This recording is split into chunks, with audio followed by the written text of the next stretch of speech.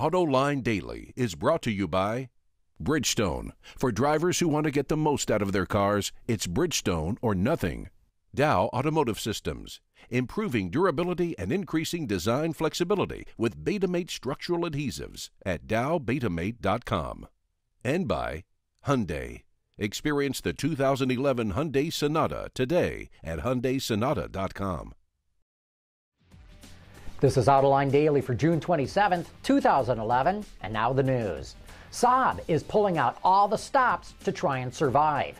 The company announced it will pay its employees this week after getting an infusion of $18 million. The money comes from a Chinese company that ordered 582 cars, Bloomberg reports.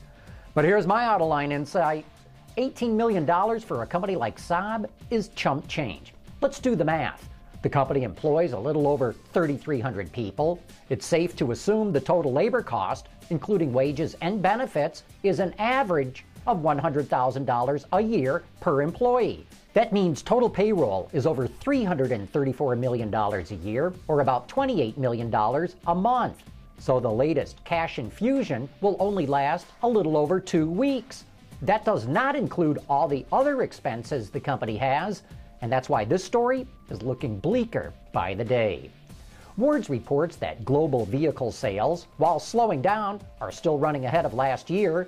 Through the first 5 months of the year, the world's automakers sold nearly 30 million passenger cars and light trucks. That's up 7%, despite the production disruptions in Japan due to the devastating earthquake and the drop in sales the industry has seen in China and India. It also puts the industry on the path of selling roughly 72 million vehicles worldwide, or 78 million if you include medium and heavy-duty trucks, as well as buses. Nissan just announced a new midterm business plan called Power 88 to pull itself out of the sales doldrums. The Wall Street Journal reports the automaker is shooting to hit 8% global market share. Last year, that was 5.6%. It's also gunning for an 8% operating profit margin within the next 6 years, and that would be a sizable increase from last year's score of 6.1%. With this strategy, sure looks like Nissan's going after Toyota. Don't tell me. It wants to be the largest automaker in the world too, along with Volkswagen, GM, and the Big T. The Obama administration is proposing a new CAFE standard of 56.2 miles per gallon. According to the Detroit News, the White House released one of its early plans, which calls for a 5% increase in fuel economy every year for the next 8 years. It will formally propose this plan in September and finalize it in July of 2012. Of course, this is going to cost drivers a lot of money. Estimates peg the figure at anywhere from $2,100 to $2,600, but I say good luck with that. Proponents of this plan say that motorists will save between $5,500 and $7,000 in fuel costs over the life of the vehicle, and that the initial expense will be recouped in just a few years. This proposed 56.2 mpg standard sounds like a compromise between the auto industry's number of 42 and the environmentalists that wanted 62. But I gotta ask, where the heck did the .2 come from? I know politics is the art of compromise, but writing 0.2 mpgs into the law? What's that about? BMW just introduced a lightweight concept called the M3 CRT, which stands for Carbon Racing Technology. The body's made entirely from carbon fiber reinforced plastic, or CFRP for short, and the leftover pieces from the body are reused to build other parts, like the hood and the bucket seats. The M3 CRT features a V8 with 450 horsepower and can go 0 to 100 kilometers an hour in just 4.4 seconds. BMW is only going to make 67 of these things, using the same production process to build its eco-friendly models, the i3 and i8, which start in 2013. Chrysler's Super Bowl ad that featured the 200 and rapper Eminem received a lot of attention when it debuted, and now it just won 5 awards at this year's Cannes Film Festival.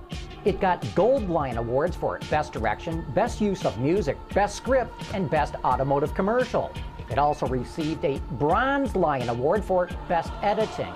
Over 24,000 entries from all over the world were in the running. Coming up next, we're going to take a look at how Mini is letting drivers connect to their cars via their iPhone. But first, we want to let you know about what's coming up on Autoline After Hours this week. Hey, America, I'm hitting the road for some research. I'm starting in California, stopping in Asia, and wrapping up in Europe, before heading back to Detroit for the first ever Autoline After Hours Fantasy Automotive Draft.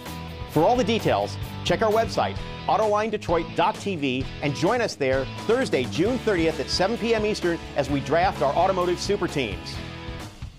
You can keep a secret, my first round draft choices.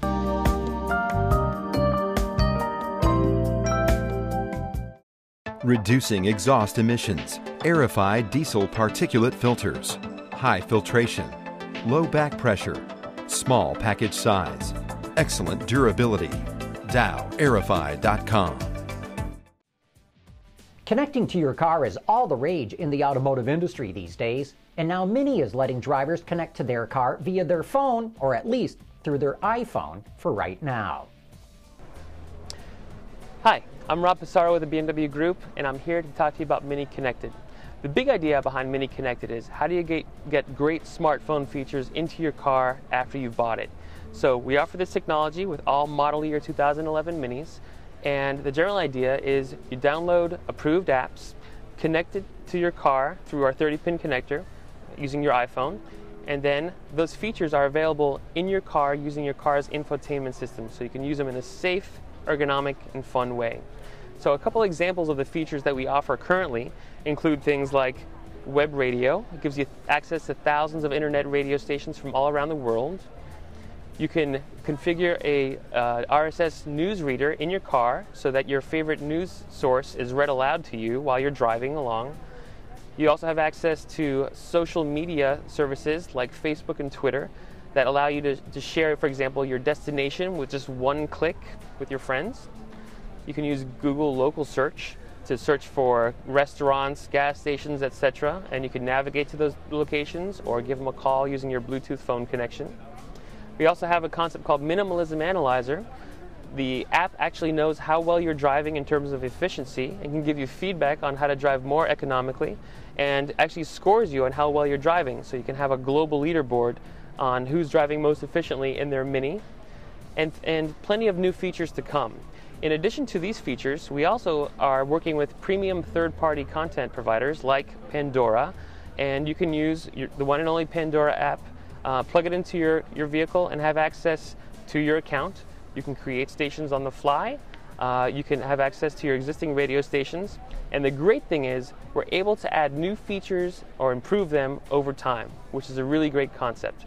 If you're interested in learning more, please go to miniusa.com/connected, and look forward to having your enjoyment on this topic. Boy, I remember the days when all you used your phone for was making calls.